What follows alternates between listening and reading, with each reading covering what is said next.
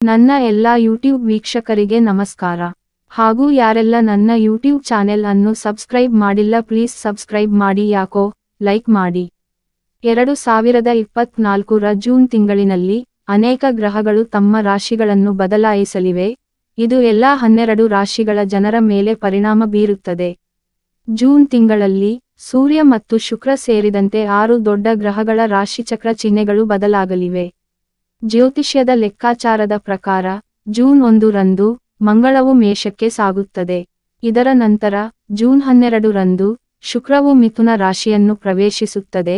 ನಂತರ ಜೂನ್ 14 ರಂದು ಗ್ರಹಗಳ ರಾಜಕುಮಾರ ಬುಧವು ಮಿಥುನ ರಾಶಿಗೆ ಸಾಗುತ್ತದೆ.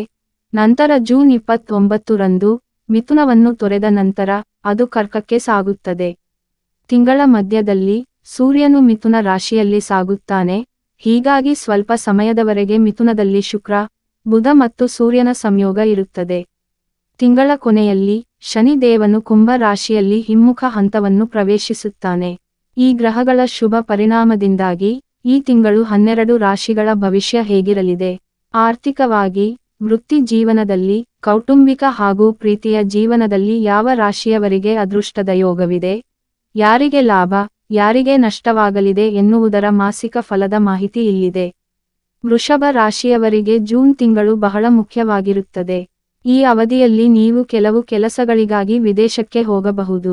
ಈ ತಿಂಗಳು ನಿಮ್ಮ ವೈವಾಹಿಕ ಸಂಬಂಧದಲ್ಲಿ ಪ್ರೀತಿ ಹೆಚ್ಚಾಗುತ್ತದೆ. ನಿಮ್ಮ ಸಂಗಾತಿಯೊಂದಿಗಿನ ನಿಮ್ಮ ಸಂಬಂಧವು ಬಲಗೊಳ್ಳುತ್ತದೆ. ವಿದ್ಯಾರ್ಥಿಗಳಿಗೆ ಈ ತಿಂಗಳು ಉತ್ತಮವಾಗಿರುತ್ತದೆ.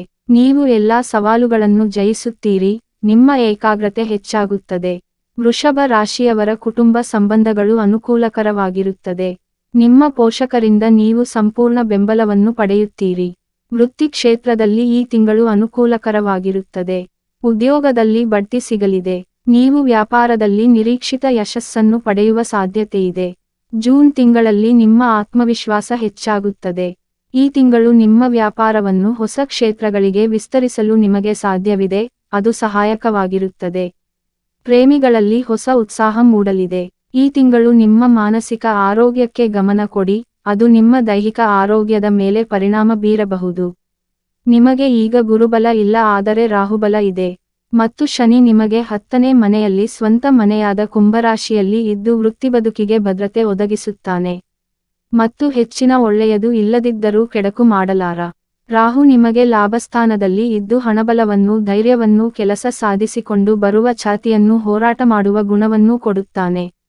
ಗುರುಬಲ ಇಲ್ಲವಾದರೂ ಹೆಚ್ಚಿನ ತೊಂದರೆ ಇಲ್ಲದೆ ಕಳೆಯುತ್ತದೆ. ಶುಭ ಕಾರ್ಯಕ್ಕೆ ಖರ್ಚು ಮಾಡುತ್ತೀರಿ. ಕೊಂಚ ಒತ್ತಡಗಳು ಇರುತ್ತದೆ. ಮನಸ್ಸಿಗೆ ಕಿರಿಕಿರಿ ಆಗುವ ಸಂದರ್ಭಗಳು ಇರುತ್ತದೆ. ಯಾವುದೋ ಎಲ್ಲೋ ನಡೆದ ಸಂಗತಿಗಳು ಕೂಡ ನಿಮ್ಮ ಮಾನಸಿಕ ನೆಮ್ಮದಿಗೆ ಧಕ್ಕೆ ತರುತ್ತದೆ. ಬೇರೆಯವರ ವಿಷಯಕ್ಕಾಗಿ ನೀವು ಕೊರಗುತ್ತೀರಿ, ತಲೆಕಡಿಸಿಕೊಳ್ಳುತ್ತೀರಿ. ಈ ಮಾಸದ 14 ರಿಂದ ಅಂತ್ಯದವರೆಗೂ ನಿಮ್ಮ 2ನೇ ರಾಶಿಯಾದ ಮಿಥುನದಲ್ಲಿ ನಿಮ್ಮ ರಾಶಿಯ ಅಧಿಪತಿ ಶುಕ್ರ 3 ಗ್ರಹಗಳೊಂದಿಗೆ ಇರುತ್ತಾನೆ. 5ನೇ ಮನೆಯ ಅಧಿಪತಿ ಬುಧ ಕೂಡ ಶುಕ್ರನ ಜೊತೆಯಲ್ಲಿ ಈ ಮಾಸಾಂತ್ಯದ ವರೆಗೂ ಇರುತ್ತಾನೆ. ಇದು ನಿಮಗೆ ಬಹಳ ಶುಭಫಲಗಳನ್ನು, ರಕ್ಷಣೆಯನ್ನೂ ಕೊಡುತ್ತದೆ. ಈ ಮಾಸಾಂತ್ಯದವರೆಗೂ ಮಂಗಳ 12ನೇ ಮನೆಯಲ್ಲಿ ಇರುವುದರಿಂದ ಜಮೀನಿಗೆ ಸಂಬಂಧಪಟ್ಟ ಕೊಡುಕೊಳ್ಳುವ ವ್ಯವಹಾರ ಮಾಡಬೇಡಿ. ಯಾವುದೋ ಒಂದು ರೀತಿಯಲ್ಲಿ ನಷ್ಟ ಸಂಭವಿಸುತ್ತದೆ.